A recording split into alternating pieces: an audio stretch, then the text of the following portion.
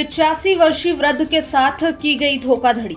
वृद्धावस्था का फायदा उठाकर छल पूर्वक 3 लोगों ने अपने नाम करा ली 4.5 एकड़ भूमि, जिसकी शिकायत वृद्ध के पुत्र पुत्रियों द्वारा जन सुनवाई के माध्यम से पुलिस अधीक्षक श्री मनीष कुमार अग्रवाल से आवेदन देकर की गई है। उन्होंने अपने आवेदन में बताया है कि उनके पिता 85 वर्षीय रामदास साहू की वृद्धावस्था का फायदा उठाकर षड्यंत्र पूर्वक डुप्लीकेट ऋण पुस्तिका के माध्यम से रजिस्ट्री कराकर भूमि हड़पने की कोशिश की गई है। शिकायत में उन्होंने बताया कि उनके पिता की वृद्ध अवस्था होने के कारण मानसिक स्थिति भी कमजोर हो चुकी है। वहीं वृद्ध को आंखों से दिखाई भी कम देने लगा है। वे कई बार बिना बताए घर से लापता भी हो जाते हैं। वृद्ध के नाम पर ग्राम रुंदलाय में 4.5 एकड़ जमीन दर्ज होना बताया गया है, जिसे 3 अलग अलग लोगों द्वारा अलग अलग विक्रय पत्र बनवाकर अपने नाम कराने की कोशिश की गई है, जिसकी जांच कर शीघ्र ही आरोपियों के खिलाफ मामला दर्ज करने की मांग वृद्ध के परिजनों द्वारा पुलिस अधीक्षक से की गई है।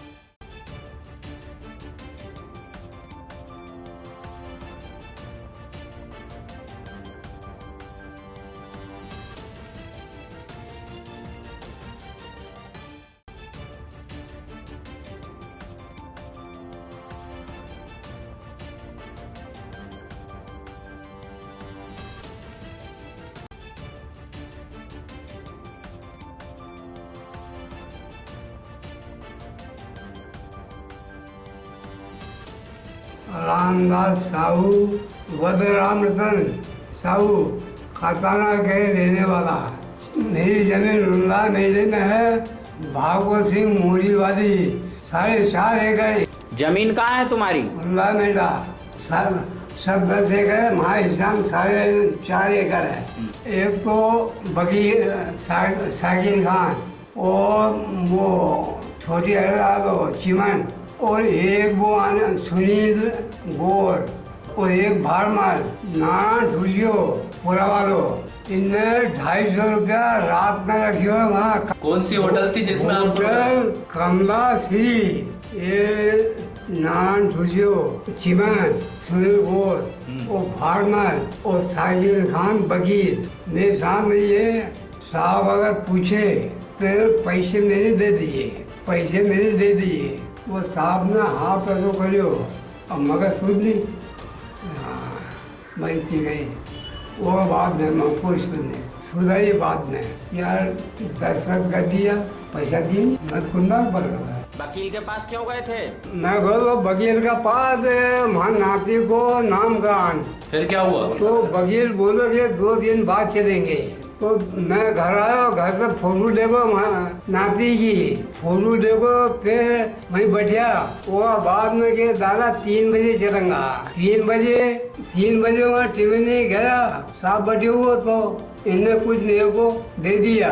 चकारा बैठ गया तो बे 2 खड़ा था खाना गाड़ी तो मन का उल्टी हुई है तो बाहर जाओ।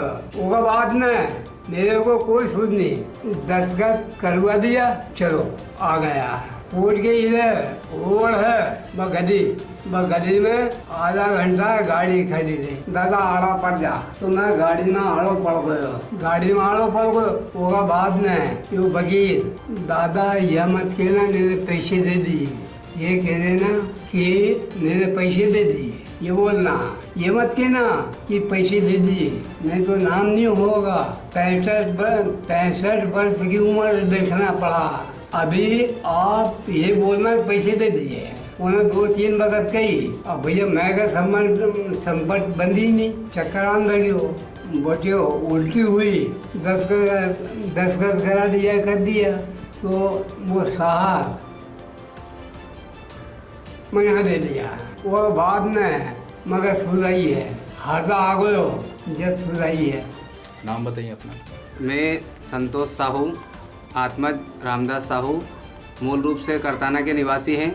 अभी फ़िलहाल में जो वर्तमान में अपना निवास स्थान है वो है कुसुमकुंज कॉलोनी हरदा। क्या हुआ आपके साथ? आपके साथ अपने पिताजी जो है वो जो ज़मीन है पैतृक कहाँ पर है? करताना में है, ग्राम करताना और रुंदला के अंतर्गत आती है। पटवारी हल्का नंबर है 155/2 खसरा नंबर, और पटवारी हल्का नंबर है 12 ग्राम रुंदला में, जिस पे हम अभी कृषि स्वयं करते हैं, मतलब हमारे ही आधिपत्य में है वो। क्या हुआ था ये बताएं, कौन कौन लोग थे, आप कुछ बता रहे थे? हमारे पिताजी जो है वो जो पैतृक संपत्ति है वो उनका कहना था कि ये मैं मेरे पोते के नाम पे करूंगा, मतलब मेरे लड़के के। हाँ। हम 2 भाई हैं, तो उन्होंने कहा तेरे लड़के के नाम जमीन करना है, तो हमने कहा ठीक है कर दीजिए।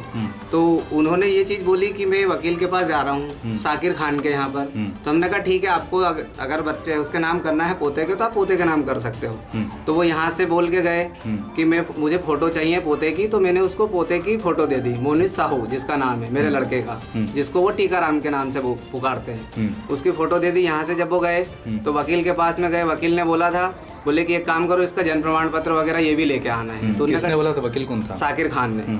तो वो वापस घर पे आए, उन्होंने ये बोला, हमने कहा ठीक है तुमको दे देते, फोटो दे दी। फोटो लेके यहाँ से गए 2 दिन बाद जब, तो उसके बाद से घर भी नहीं आई, मतलब ये 1 तारीख की बात है, जिसके बाद में यहाँ घर पे आई नहीं। तो हमने पहले भी ये गुमशुदा हो गए थे क्योंकि इनकी मानसिक स्थिति थोड़ी ठीक नहीं रहती। तो पुलिस के द्वारा हमको ये बोला गया था कि दादा बोले ऐसे हैं, उम्र ज़्यादा है तो आप वेट कर लिया करो थोड़ा, उसके बाद में कंप्लेंट डालना। तो हमने बाद में कंप्लेंट डाली। अब हमारे को बाद में ये पता चला कि वकील शाकिर खान, इसके साथ में 3-4 लोग और थे। सुनील गौर जो जोशी कॉलोनी में निवास है जिसका, चमनलाल जाट है जो छोटी हरदा का निवासी है, इसी के साथ में अबगांव खुर्द का भारमल गोलिया है वो, इन तीनों ने मिलके क्या किया है कि अपनी पत्नियों के नाम पे हमारी जो 4.5 एकड़ जमीन थी उसके 3 हिस्से में रजिस्ट्री करवा ली। 1.5 एकड़, 1.5 एकड़ और फिर 1.5 एकड़, मतलब 3 पार्ट हो गए। अब उसमें क्या हुआ कि इन्होंने जो ऋण पुस्तिका का नंबर लिखा है वो भी फर्जी है, क्योंकि ओरिजिनल ऋण पुस्तिका जो है वो हमारे पास में, हमारे अधिपत्य में है अभी भी। तो पहली चीज तो ये फर्जी हो गई कि इन्होंने फर्जी ऋण पुस्तिका के द्वारा क्या किया, रजिस्ट्री करवा ली।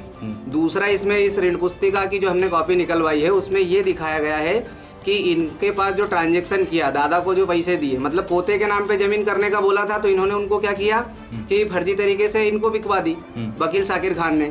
अब उसमें जो पैसे का जिक्र है 5-5 लाख रुपए तीनों ने इनको बैंक से आहरित किए। तो बैंक से आहरित किए तो बैंक में आना चाहिए, जबकि इनका खाता था पहले से गवर्नमेंट बैंक जो है बैंक ऑफ बड़ौदा का, पर उस खाते में नहीं खुलवाया। उस खाते की बजाय इन्होंने क्या किया, प्राइवेट बैंक जो है डीसीबी बैंक में इनको लेके गए, इन तीनों ने लेके गए, शाकिर खान, सुनील गौर और इसके साथ में चिमनलाल और भारमल गोलिया, इनने लेके गए वहाँ पर बैंक के अधिकारी जो हैं, बैंक मैनेजर जो है मनीष राजपूत है, इनकी सांठगांठ होगी तभी वहाँ पर खाता खोला, क्योंकि बुजुर्ग आदमी का आपने खाता भी खोल दिया बिना पूछे कि भाई आप बुजुर्ग हो, आपके साथ में कौन आया, घर पे है कि नहीं है, बच्चे हैं क्या है, कुछ नहीं पूछा, इनका खाता खोल दिया।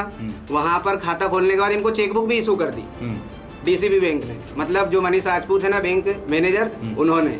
अब 0 बैलेंस पे चेकबुक कैसे इशू हो गई ये भी पता नहीं, क्योंकि मिले हुए थे वो, तो इनकी मिली भगत से हुई है सब ये।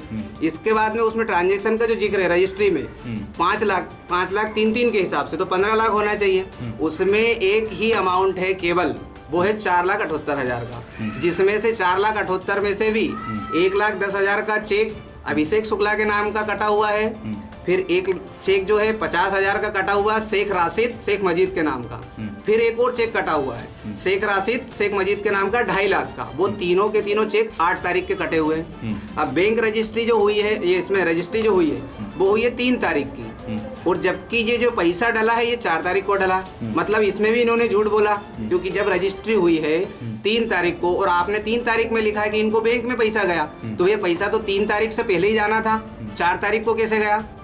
एक फ्रॉड ये भी हो गया कि आपने रजिस्ट्री जब वहाँ करवाई उससे पहले ही बोला, झूठ इसमें चला गया। दूसरा, जिन लोगों के नाम ये चेक कटा है वो कौन लोग हैं जिनको हम जानते ही नहीं, उनको चेक कैसे दिया गया। दादा को इन्होंने जबरदस्ती साइन करवाया कि भैया इन पे साइन कर दो। किस प्रकार से करवाया? आप कुछ नशे की हालत में बोले थे इनको, वो उनको कुछ खिलाया। हमने जब दादा से पूछा कि आपने ये किस दौरान हुआ, जब ये घर से नहीं थे, लापता थे, किस दौरान, मतलब उस समय हुआ या उससे पहले हुआ? ये घर से लापता थे, उसी दौरान ये सब चीजें हुई है। दादा ने आपको क्या चीजें बताई ये बताओ। दादा को क्या हुआ, जब 19 तारीख को पुलिस के द्वारा हमको हैंड ओवर किया गया, 19 तारीख को ये मिले, क्योंकि हमने गुमशुदगी की रिपोर्ट दर्ज करवाई थी, तो पुलिस ने हमको 19 को हैंड ओवर किया। जब हमने पूछा, हमको इश्तेहार के थ्रू जानकारी मिली कि जो आपकी जो जमीन है वो इन लोगों ने फर्जी तरीके से करवा ली, तो हमने दादा को दिखाया कि दादा आपने जमीन वगैरह बेच दी। बोले नहीं, मैंने कोई जमीन नहीं बेची, मैं तो बोले वो वकील के पास गया था, पोते के नाम करवाने के लिए गया था, वकील शाकिर खान के पास। तो अब जैसे ही हमने उनको ये दिखाई कॉपी कि ये देखो आप इसमें रजिस्ट्री की कॉपी है 3 लोगों के नाम। तो वो फिर बोलने लगे, बोले मैंने तो ऐसा कुछ नहीं बोला था, ये तो सब फर्जीवाड़ा है। नहीं, दादा के साथ क्या हुआ? क्या आप कुछ दादा ने ये बोला मुझसे, बोले कि मेरे को इन लोगों ने लेके गए होटल कमला श्री में, नाम कैसे लेके गए? क्या बेहोश करके लेके गए? क्या कहा? हाँ, इन्होंने कुछ खिलाया। दादा का कहना ये था कि मेरे को इन्होंने कुछ ऐसी चीजें दी जिससे मेरा सिर दुखने लगा, मतलब मुझे चक्कर आने लगे और मतलब उल्टी वगैरह होने लगी। तो बोले मैं उल्टी होने लगी तो मैं बैठ गया, चक्कर से आने लगे ऐसे लेट गया।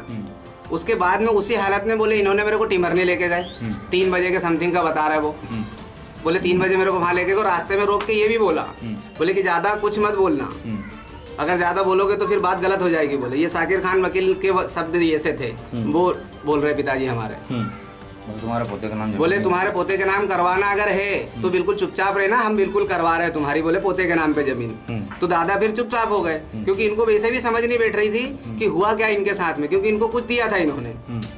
तो उस हिसाब से इनकी मानसिक स्थिति पूरी, मतलब कुछ भी समझ में नहीं आ रहा है कि इनके साथ में हो क्या रहा है। दूसरी चीज इसमें महिलाओं के नाम है, महिलाओं के नाम जैसे है सीमा, ये है सुनील गौर की पत्नी। फिर उसके बाद में है गायत्री, ये चमनलाल जाट की पत्नी है। इसके बाद में तीसरी जो महिला है वो है सुनीता बाई भारमल गोलिया, इसकी पत्नी है। ये महिलाओं का भी मैंने पूछा, मैंने कहा इसमें तो रजिस्ट्री इनके नाम से हुई, ये महिलाएं हैं वहाँ पर। बोले कोई महिलाएं कुछ नहीं थी, बोले मेरे को कुछ भी याद नहीं है, बोले ये थे ही नहीं वहाँ की जगह। मतलब इस प्रकार का षड्यंत्र दादा के साथ में, पिताजी के साथ में रचा गया। उनकी उम्र का गलत तरीके से उपयोग किया, क्योंकि वृद्धावस्था जो है 85 के समथिंग उनकी एज है, उनको वैसे ही मतलब ज्यादा समझ सुध नहीं बैठती। तो कुल मिला के ये जो वकील है साकिर खान, इन्हीं के द्वारा ये पूरा षड्यंत्र रचा गया। क्या कहेंगे आप? आपको इस जमीन के पैसे मिले, दादाजी को दिए या नहीं दिए, ये बताइए। इसका दादाजी के पास में कोई 1 रुपया भी नहीं है, इन्होंने ना कोई पैसा दिया, मतलब बिना प्रतिफल लिए जमीन बेची नहीं। पहली बात तो भाई साहब गए किसके लिए थे? जमीन अगर मान लो बेचते तो आपको साथ में लेके आते, ये कहानी क्या है? भाई जैसे अगर वो जमीन बेचते तो हमको बताते ना। उन्होंने तो ये बोला कि मैं पोते के नाम कर रहा हूँ, तो बेचने का तो सवाल ही नहीं उठता। तो फिर ये षड्यंत्र इन्होंने रचा, इन्होंने फर्जी तरीके से सब कागज लगा दिए, दादा को भी ना बताए पिताजी। आप इस पूरे माहौल में, पूरे इस घटनाक्रम में किन किन को आरोपी बताना चाहेंगे? इसमें जो आरोपी है वो है, पहला आरोपी तो ये साकिर खान वकील है, क्योंकि इसी पे विश्वास करके वो गए थे कि पोते के नाम पे करना है जमीन, तो इन्होंने इसको गुमराह किया। दूसरे ये लोग आरोपी जो है सीमा बाई है, इनके नाम पे जिनने जमीन करवाई है, इसी में इनके पति है सुनील गौर। इसके बाद अगले आरोपी में गायत्री बाई है, चमनलाल जाट, छोटी हरदा की निवासी है, ठीक। उसके बाद उसका पति भी है शामिल, चमनलाल। फिर अगला आरोपी है सुनीता बाई भारमल गोलिया, भारमल गोलिया की पत्नी। इसके बाद में इसमें और भी आरोपी है अभिषेक शुक्ला है, क्योंकि अभिषेक शुक्ला के नाम का अगर चेक है तो आपको चेक कहाँ से कटा? पहली बात तो दादा का नया खाता खुलवाने की जरूरत नहीं थी। बैंक ऑफ बड़ौदा में पहले से दादा का खाता है, गवर्नमेंट बैंक में, तो आपने प्राइवेट बैंक में कैसे लेके गए उनको खाता खुलवाने? वृद्धावस्था के कारण कोई उनको समझ सुध नहीं थी। मतलब इसमें बैंक अधिकारी भी मिला हुआ है, बैंक के कर्मचारी मनीष राजपूत। मैंने वहां जाके जब स्टेटमेंट लेना चाहा तो वहां के कर्मचारी के द्वारा हमसे ये कहा गया कि इनको तो बोले सुनील गौर ने लेके आया था, हम स्टेटमेंट नहीं देंगे बोले। पहले तो ये शब्द थे इनके। मैंने कहा कि जब अकाउंट होल्डर बोल रहा है कि मुझे स्टेटमेंट चाहिए तो आपको देने में क्या परेशानी है? तो इस तरीके की बदतमीजी की गई मेरे साथ में वहाँ जब मैं जानकारी लेने गया। तो ये कुल मिला के इतने जो है ये आरोपी है, और जो संपत्ति है उसी से हमारी जीविका चलती है। मतलब हमारे पास में एकमात्र सहारा जो है वो हमारी पैतृक संपत्ति है, जिसपे हम कृषि करके हमारी आजीविका चलाते हैं। अगर वो नहीं मिलती है तो हमारे पास में आत्महत्या करने के अलावा कोई ऑप्शन नहीं है। मतलब हमारी आत्महत्या करने का, या पूरी परिवार सहित मैं तो आत्महत्या करने वाला हूँ, जितने भी घर में सदस्य है, पत्नी है, बच्चा है, बड़े भाई है, सब हम तो आत्महत्या करने वाले हैं अगर ये जमीन हमको नहीं मिलती है, क्योंकि हमारे पास में कुछ बचा ही नहीं ना। फर्जी तरीके से इन्होंने षड्यंत्र करके ये कर लिया, तो अब आजीविका कैसे चलाएंगे? षड्यंत्र कर लिया, लेकिन आपने एसपी या किसी जिला प्रशासन को आवेदन दिया, इस पर निष्पक्ष जांच की मांग की? क्या हमने जैसे ही हमको ये पता चला कि इस प्रकार का षड्यंत्र रचा गया है, हमने तुरंत उस पर आपत्ति दर्ज करवाई। पहले तो नामांतरण के लिए टिमरनी में हमने आपत्ति दे के आ गए। इसके बाद में हमने थाने गए, सिटी थाने में, तो सिटी थाने में हमसे ये बोला गया कि ये प्रकरण जो है वो टिमरनी तहसील का है, तो उस थाने के अंतर्गत आएगा। तो उन्होंने वहाँ हमसे आवेदन नहीं लिया। इसके बाद हम फिर टिमरनी गए तो टिमरनी में हमसे आवेदन लिया गया। बोले पहले तो उन्होंने ये बोला करताना चौकी में लगेगा, वहाँ का प्रकरण है वो आप रख लेते हैं। उन्होंने आवेदन रख लिया। इसके बाद हम गए करताना चौकी, वहाँ भी हमने आवेदन दे के आए। 22 तारीख को हमने आवेदन दे के आए हैं। करताना में भी देकर आए, करताना चौकी में, टिमरनी थाने में 22 तारीख को देकर आए। एसपी महोदय के सामने भी हम गए। 22 तारीख को ही हमने एसपी महोदय को भी ये पूरा प्रकरण बता दिया कि इसी प्रकार से हमारे साथ में धोखाधड़ी करके किया गया। अगर ये हमारे पास नहीं रहती है ज़मीन तो हम तो पूरे परिवार सहित आत्महत्या करने वाले, जिसके जिम्मेदार ये लोग होंगे। कुछ है ही नहीं आजीविका चलाने का हमारे पास साधन, तो हम क्या करेंगे? मतलब जीवन यापन जो हमारा चल रहा है वो इसी से चल रहा है। इसके अलावा हमारे पास कुछ भी नहीं है साधन। अगर ये नहीं होगी तो हमारे पास आत्महत्या करने के अलावा कोई ऑप्शन नहीं है। प्रशासन तो जिम्मेदार है, प्रशासन भी इसमें जिम्मेदार है। हमने 22 तारीख को इनमें दे के आए थे आवेदन, लेकिन 22 तारीख से आज 26 तारीख हो गई है। 26 तारीख तक इसमें कोई कार्रवाई नहीं हुई है। ना तो वो बैंक अधिकारियों के खिलाफ कोई कार्रवाई हुई जिन्होंने फर्जी तरीके से ये खाता खुलवाया, चेकबुक इशू कर दी, ना ही इन तीनों लोगों के खिलाफ कार्रवाई हुई जिन्होंने फर्जी रजिस्ट्री करवाई। सुनील गौर, चमनलाल जाट, भारमल गोलिया, इन्होंने इनकी पत्नियों के नाम करवाई। एसपी महोदय के समक्ष आप गए थे, एसपी महोदय ने क्या संज्ञान लिया? महोदय ने हमसे ये बोला था कि आप किसके थाने के अंतर्गत आते हो। हमने कहा सर टिमरनी थाना है और करताना चौकी के अंतर्गत आते हैं। तो हम उन्होंने बोला कि वहाँ चले जाइए। तो हमने कहा ठीक है, हम वहाँ हमने आवेदन दे के आ गए। लेकिन आज 22 तारीख से लेकर आज हो गई है 26 तारीख तक, कोई उस पर सुनवाई नहीं हुई। और क्या जानकारी लगी आपको कि भाई इन्हें बंधक बनाकर रखा गया था कहीं पर? हमारे को ये जानकारी आज ही लगी है कि इनको जहाँ रखा गया था वो होटल कमला श्री है, चौबे कॉलोनी में है, जिसकी जानकारी हमको आज ही मिली है कि इनको वहाँ पर भी रखा गया। किसने बताया? ये दादा ने खुद ने बताया, क्योंकि उनकी मानसिक स्थिति तो ऐसी नहीं, लेकिन जैसे जैसे कुछ चीज़ें याद आती जाती है वो हमको बताते हैं। फिर उन्होंने आज जैसे ही बोले मेरे को उनने बोले वो होटल में रखा था कमला श्री में, बोले वहाँ की जगह बोल रहे थे, बोले चुपचाप बैठ जाना, कहीं जाना नहीं, इस प्रकार का। कितने दिन तक रखा था? उनने 1 तारीख से 6 तारीख तक वहीं पर रखा है कमला श्री होटल में। क्या आप कमला श्री होटल के खिलाफ या कोई कार्रवाई? बिल्कुल चाहेंगे, क्योंकि अगर वहाँ थे, बुजुर्ग आदमी था, तो उनसे ये तो पता करना था कि दादा आपके कोई लड़के हैं, बच्चे हैं, कोई है कि नहीं है, ये जानकारी तो लेनी थी। या उनसे पूछते कि आपके कोई है तो उनसे संपर्क किया जाए। इनसे जब लोग मिल जिला प्रशासन से आप क्या चाहेंगे कि कमला श्री होटल को भी मतलब जांच के? हाँ, इसमें जो है उसको भी मतलब दर्ज, उसके खिलाफ भी कार्रवाई की जाए कि इस प्रकार का अगर कोई आता है ऐसे में तो कोई भी आके कोई किसी को भी रख जाएगा, कैसे पता चलेगा?